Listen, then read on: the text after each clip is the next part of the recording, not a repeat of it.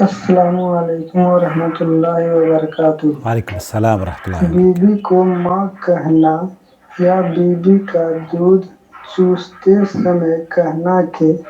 ایسا لگ رہا ہے جیسے ماں کا دودھ پی رہا ہوں، تو اس سے نکاح ٹوٹ جاتا ہے؟ نحمدہ ونصلی علی رسولہ الکریم، اما بعد۔ دوستو، بھائیوں اور بہنوں، سوال آپ نے سن لیا ہے۔ سماحت الشیخ عبدالعزیز بن باز، مفتی مملکت سعودی عرب، اور سعودی عرب کی جو فتویٰ کمیٹی ہے یا وہاں کے کبار علماء سے اس طرح کے سوالات پوچھے جاتے ہیں، اور وہ اپنے سوالات قرآن و سنت کی روشنی میں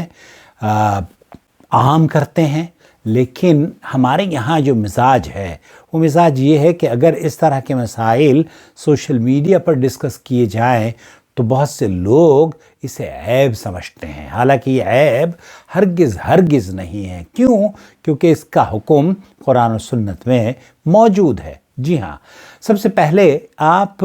نے اگر ابھی تک ہمارے چینل سبسکرائب نہیں کیا ہے تو کر لیں، اور ویڈیو دیکھنے کے بعد لائک ضرور کیا کیجئے تاکہ اس ویڈیو کی اسٹرینتھ بڑھے اور ہمیں آپ کی سپورٹ مل سکے۔ نمبر 1۔ نمبر 2، سماحت الشیخ عبدالعزیز بن باز سے پوچھا گیا کہ کیا ایک شخص اپنی بیوی کا دودھ پی لیتا ہے جب وہ مباشرت کرتا ہے یا اپنی بیوی کے قریب جاتا ہے، تو اس کا کیا حکم ہے، اور اس سے کیا کوئی فرق پڑتا ہے، اس کے نکاح پر کچھ فرق پڑتا ہے، یا اگر وہ اپنی بیوی کو ماں یا بہن کہہ لیتا ہے تو اس سے کیا فرق پڑتا ہے؟ سماحت شیخ عبدالعزیز بن باز نے یا وہاں کی جو فتویٰ کمیٹی ہے انہوں نے کیا بیان دیا وہ میں آپ کی خدمت میں پیش کروں گا۔ سب سے پہلے شیخ بن باز کی آواز۔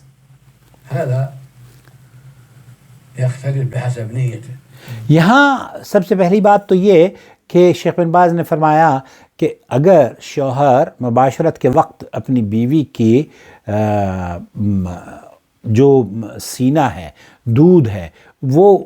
منہ میں اس کے چلا جاتا ہے اور وہ پی لیتا ہے، تو اس سے رضاعت یا اس کے نکاح پر کوئی فرق نہیں پڑتا، کیونکہ رضاعت کا جو حکم ہے وہ بڑے شخص کے لیے نہیں ہے، بلکہ 2 سال کے اندر اگر کوئی بچہ کسی عورت کا دودھ 5 یا 5 سے زیادہ مرتبہ پی لیتا ہے تو اس پر رضاعت کا حکم لگتا ہے۔ نمبر 1۔ نمبر 2، میاں بیوی کے جب تعلقات قائم ہو رہے ہوتے ہیں، جنسی تعلقات، تو وہ ایسی صورت میں اگر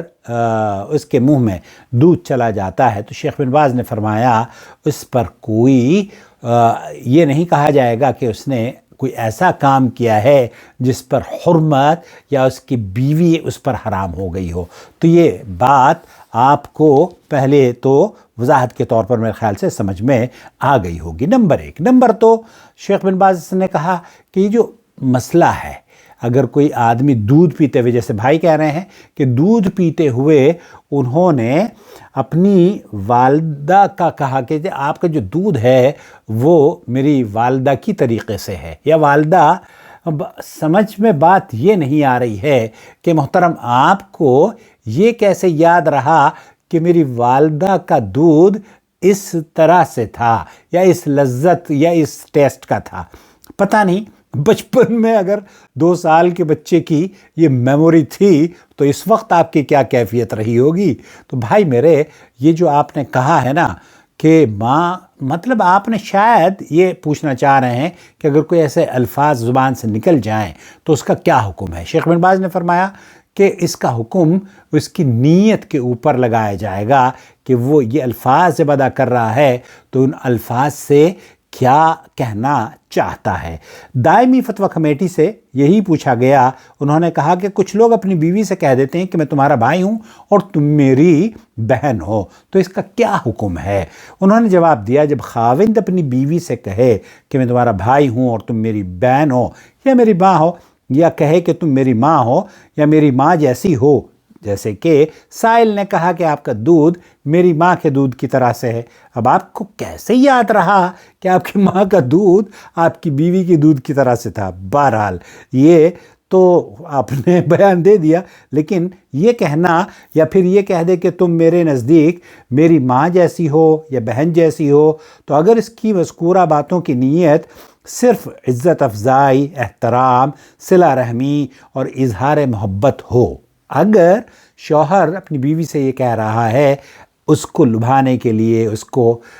پیار کرنے کے لیے، اس کو اور دل جیتنے کے لیے، یا اس کی عزت افزائی کر رہا ہے، تو ایسی صورت میں اس کے اوپر کوئی حکم نہیں لگایا جائے گا، یا سرے سے کوئی نیت ہی نہیں ہے، ایسے ہی کہہ رہا ہے اور نہ کوئی ارادہ اظہار کے شواہد پائے گئے ہیں، تو یہ زہار نہیں ہوگا اور نہ ہی اسے کوئی کفارہ آئے گا، اس کے اوپر کوئی کفارہ بھی نہیں، اور اس کی بیوی بھی حرام نہیں ہوگی، جیسے بہت سارے لوگ آپ کو بتا دیتے ہیں نا کہ بیوی حرام ہو گئی، یہ بھی نہیں ہے۔ اور اگر اس جیسے دیگر کلمات سے زہار کا ارادہ تھا یا زہار کے لیے شواہد پائے گئے، جیسے کہ یہ کلمات بیوی پر غصہ اور اسے ڈانٹ ڈپٹ پلانے کے وقت صادر ہوتے ہوں، تو یہ زہار ہوگا جو کہ حرام ہے، اس پر اسے توبہ کرنی ہوگی اور بیوی سے ہم بستری سے قبل کفارہ بھی ادا کرنا ہوگا، جو کہ ایک غلام کو آزاد کرنا ہے۔ اگر غلام نہ ملے تو 2 ماہ کے مسلسل روزے رکھنے ہوں گے، اور یہ بھی اگر نہ کر سکے تو 60 مساکین کو کھانا کھلانا ہوگا۔ اور بعض علماء کے نزدیک خاوند کی طرف سے اپنی بیوی کو میری ماں یا میری بہن کہنا مکروہ ہے، اور روایت میں انہوں نے اس نبی کریم صلی اللہ علیہ وسلم کی حدیث کو نقل کیا ہے کہ تمہاری بہن ہے، تو کیا آپ علیہ الصلوۃ والسلام نے، روایت یہ ہے کہ ایک آدمی نے اپنی بیوی کو کہہ دیا کہ میری بہنا، تو آپ علیہ الصلوۃ والسلام نے فرمایا کہ تمہاری بہن ہے۔ آپ علیہ الصلوۃ والسلام نے اسے ناپسند کیا اور اسے روک دیا۔ صحیح بات یہی ہے کہ اس بات میں کوئی کراہیت نہیں ہے، کیونکہ یہ حدیث ضعیف ہے، علامہ البانی نے اس حدیث کو ضعیف قرار دیا ہے۔ شیخ عثیمین رحمۃ اللہ علیہ یہ کہتے ہیں کہ کیا آدمی کے لیے جائز ہے کہ اپنی بیوی کی محبت میں وہ یہ کہہ دے کہ تم میری ماں جیسی ہو، یا میری ماں ہو، میری بہن ہو، یا بچہ وغیرہ؟ بہت سارے لوگ کہتے ہیں نا اپنی بیوی کو میرا بچے، اور بیویاں بھی شوہروں کو اسی طریقے سے پکارتی ہیں۔ شیخ ابن باز یہ فرماتے ہیں کہ جی ہاں، میری بہن یا میری ماں یا اس کے علاوہ پیار اور محبت کا موجب بننے والے کلمات کہنا بالکل جائز ہیں، اس میں حرمت کی کوئی دلیل نہیں ہے، اگرچہ کہ کچھ اہل علم کے ہاں بیوی کو اس قسم کے جملوں سے مخاطب کرنا وہ مکروہ سمجھتے ہیں، لیکن وہ حدیث ضعیف ہے جو کہ آپ کی خدمت میں پیش کر دی گئی ہے۔ اگر محبت کا اظہار کرنے کے لیے آپ اپنی بیوی کو ماں، یا اپنی بیوی کو بہن، یا اپنی بیوی کو اپنی